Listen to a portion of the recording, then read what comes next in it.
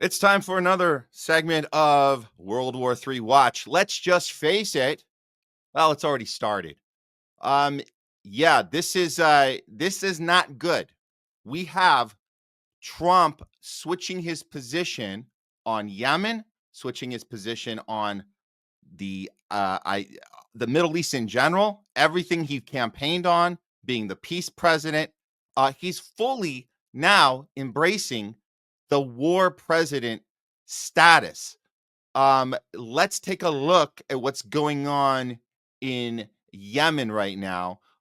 This is happening right now. Um, Trump has declared war on Yemen, for Israel. Of course, it's for Israel. Of course, it's for Israel. Um, Bombing Yemeni children and starving Palestinian children are war crimes. These are part of Trump's foreign policy record now.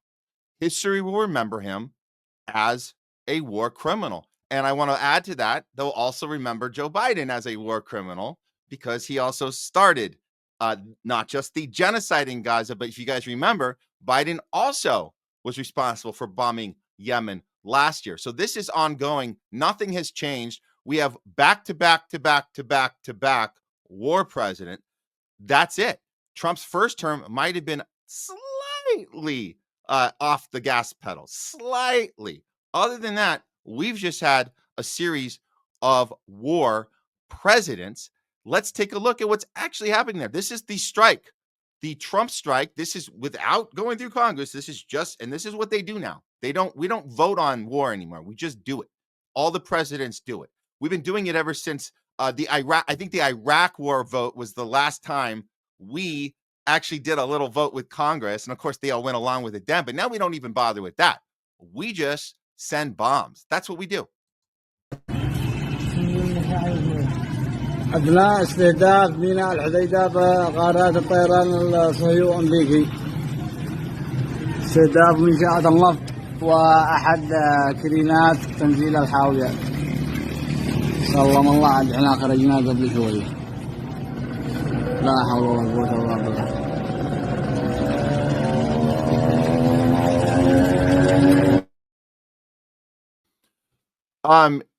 So now what Trump is doing is he's trying to blame this attack on standing up to Iran. That's the maneuver that's happening right here. And so here's the tweet. And this is Rachel Blevins she calls this out. It took Trump, check notes, less than 2 months to go from promising no new wars to bombing Yemen and killing dozens of civilians, including several children, and openly threatening war against Iran. And this is Trump's Truth Social. Every shot fired by the Houthis will be looked upon from this point forward as being a shot fired from the weapons and leadership of Iran. And Iran will be held responsible and suffer the consequences. And those consequences will be dire. Now, that is total BS, as we know, because this is absolutely a punishment to Yemen for backing the Palestinian people who have been deprived of aid on purpose by Israel. That's what this is. This is punishing the best they know how, because the Houthis are strong and they are fighting back. That's actually what's happening. So yeah, that is what is happening. And so of course Yemen's going to fight back. Fiorella put this out. This was after that. So this is on the 16th. This is 2 days ago. Breaking: Yemen responds to the U.S.'s 47 plus airstrikes, which were targeting multiple areas by carrying out high precision military operation. So, so Yemen is targeting now the U.S. aircraft carrier USS Harry Truman and its warships in the northern Red Sea. Now, to be clear, it's always the resistance that targets the military outlets, whereas the U.S. and Israel, we just like to bomb the crap out of civilians. That's the difference, and we see that all the time. And now, Glenn Russell says Israel is now currently striking Lebanon, Syria, and Gaza, while the U.S. is bombing Yemen and sailing 3 aircraft carriers towards Iran. This is either the start of a major war or an extraordinary show of force as intimidation. Okay. Well, we think it's definitely, it could be both the show of force of intimidation, but you are playing with fire. You're playing with World War III. A lot of people voted for Trump to avoid World War III. But here's what we're getting. We're getting this double down approach, all on behalf of Israel. Let's take a look at what is going on right now with the actual, like, Israel actually putting these strikes out right now. This is actual footage of U.S. and Israel putting the strikes out on all these places.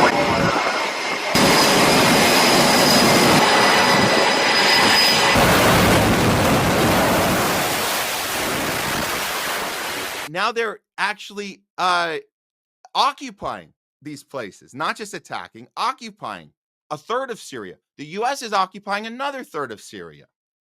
So this is our taxpayer money going to all of this, and we don't have a say in it. The Congress isn't voting on this. It's just happening. And if you guys want to pretend that Trump just is the first one to start this, and you don't understand that this has just been our war policy the whole way, does it take someone like Trump to be in office for people to get angry? If that's what it takes, that's what it takes. But we should all be furious about this and understand that this is only leading to, for whatever reason, Trump wants war with Iran for whatever reason. That's what's happening. So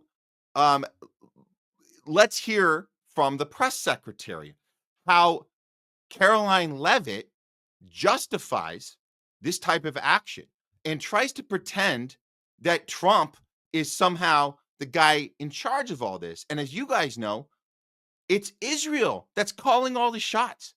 The weakness that we're seeing right now by somebody who ran on being a no war president, a peaceful president, and you need somebody like Caroline Leavitt to pretend that Trump's the one calling the shots. He's literally approving all of this action, military action, and he's approving Israel to break the ceasefire agreement, the thing he was just bragging about and Biden was bragging about just a few months ago.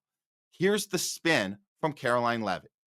Well, the Trump administration and the White House were consulted by the Israelis on their attacks in Gaza tonight. And as President Trump has made it clear, Hamas, the Houthis, Iran, all those who seek to terrorize not just Israel, but also the United States of America will see a price to pay. All hell will break loose. And all of the terrorists in the Middle East, again, the Houthis, Hezbollah, Hamas, Iranian-backed terror proxies, and Iran themselves should take President Trump very seriously when he says he is not afraid to stand for law-abiding people. He is not afraid to stand up for the United States of America and our friend and our ally Israel. And we know that these successful defensive strikes that took place over the weekend against the Houthis in the Red Sea were indeed successful. We took out some of their leaders, and the Defense Department is set to continue with this campaign if the Houthis continue with their retaliatory measures. The president is going to stand for the navigation, freedom of navigation of our seas, which is a very basic principle that unfortunately the previous administration refused to stand for, and that's why we are in this mess in the Middle East in the first place. President Trump inherited a lot of problems, Sean, because of the incompetence and the weakness of the Biden-Harris administration, but he is focused on fixing them, and our allies and our adversaries better take him seriously. And of course, she's not going to get any pushback from a news organization, Fox News, who's been nothing but pro-war the whole way through. And by the way, Fox News was pro-war on Ukraine too. They're the biggest pro-war news organization of all of them. So she's not, that's why she goes on Fox News to justify this insane behavior. Basically greenlighting Israel to go back to its war crimes. That's what's happening here. This is not a joke. Israel is breaking this ceasefire. We saw it coming. We've been talking about it this whole time. You had two administrations fighting over the praise that they wanted for creating the ceasefire. And Biden wanted that that praise, and Trump wants the praise. And at the end of the day, we knew the whole thing was a big joke and was going to be broken right on schedule, just about 2 months into the presidency. That's just about exactly when it was going to happen. Double down news. 4 months ago, ICC issue arrest warrants for Netanyahu and Gallant for crimes against humanity and war crimes. 2 weeks ago, Israel stops all food and goods entering Gaza. Today, Israel breaks the ceasefire, bombing Gaza, killing 350 people. That was just in the last 24 hours, guys. And the number has gone up since. The most documented genocide in history continues. Breaking, Israel is dropping bombs on Gaza right now, despite a so-called ceasefire. Earlier today, Israel bombed, as we covered earlier, bombed Lebanon and Syria. Israel calls itself the victim while raining bombs on 3 different countries all at once. Here, you guys want to see it? This is right now. This is what's going on right onto civilians and children. Not crazy terrorists. They're just bombing the crap out of civilians and murdering children right now.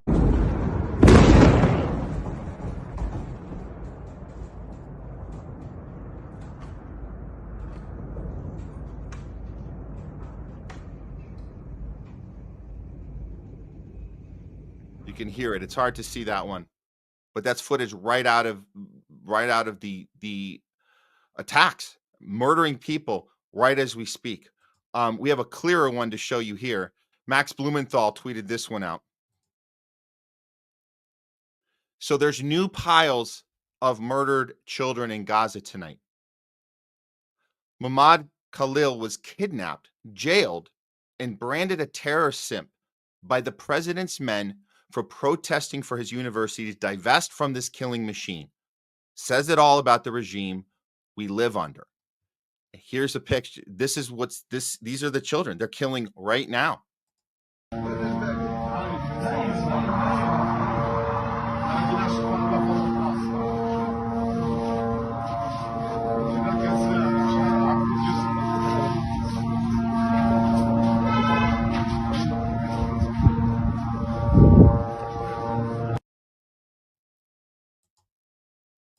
We should be furious right now. The intentional killing of babies, children, women, citizens, breaking the ceasefire agreement. The one that both our last presidents, Biden and Trump, have been bragging about doing. We got a ceasefire deal. We got a ceasefire deal. And here you go. Caroline Levitt literally admitting that Trump is giving Netanyahu the okay for more war crimes, more murder, more crimes against humanity, more genocide. Bragging about it.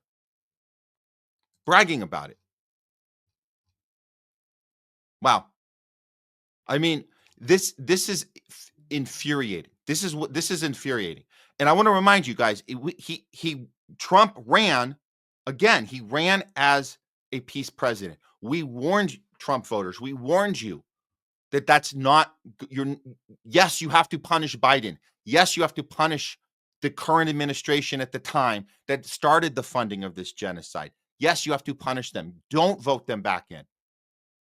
Voting for Trump, though, it's a risk because you're saying we want to give you a chance at this. But when you understand the Zionist control of every single president, every single congressperson, almost just a handful that aren't controlled by Israel, but there's the pledge you have to make to put Israel first. It's make Israel great again. That's the plan. And that's it. So if you don't protest the entire system, you're not going far enough. Again, I understand the frustration of the Democratic Party. Believe me, I do. But if you didn't see this coming, you're not paying close enough attention. You're not looking at where the money's coming from. You're not looking at the Zionist backing. So this is something that I hate to say we told you so, but we told you so. Let me remind you guys the person you thought Trump was, because these are the types of tweets he used to put out. Here's one from 2013 when Obama was in office. blast from the past. Remember I predicted a long time ago that President Obama will attack Iran because of his inability to negotiate properly, not skilled. Oh, good point, Donald Trump, pre-President Trump. Good point. Wow. Look at that, commenting on our war presidents who have no ability to negotiate. And it's not the inability to negotiate. Let me clarify that, Mr. Trump. That we're seeing the presidents that come in, every single one of them, and Trump knows this, you're instructed not to negotiate. You are trained not to negotiate. You're trained to escalate.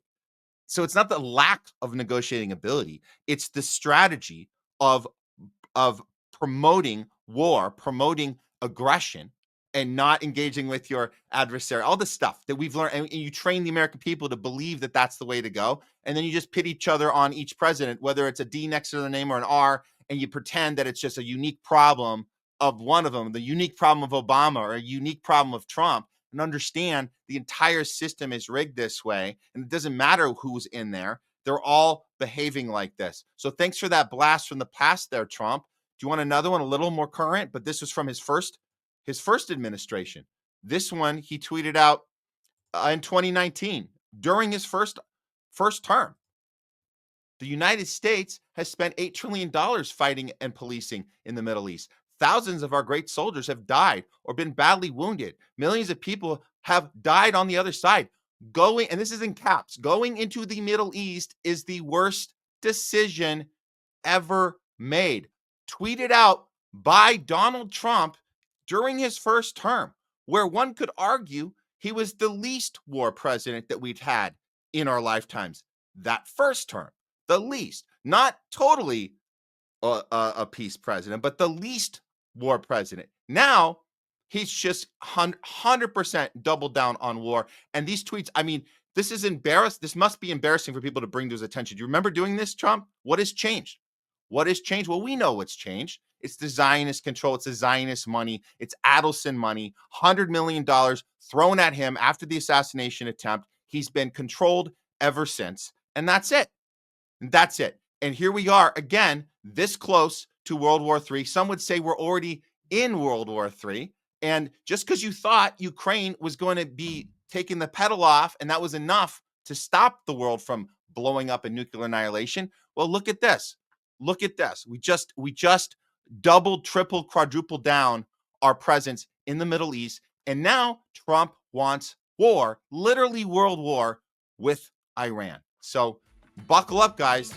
It's not going to be a fun next 3.5 years. So enjoy it. That's World War III Watch.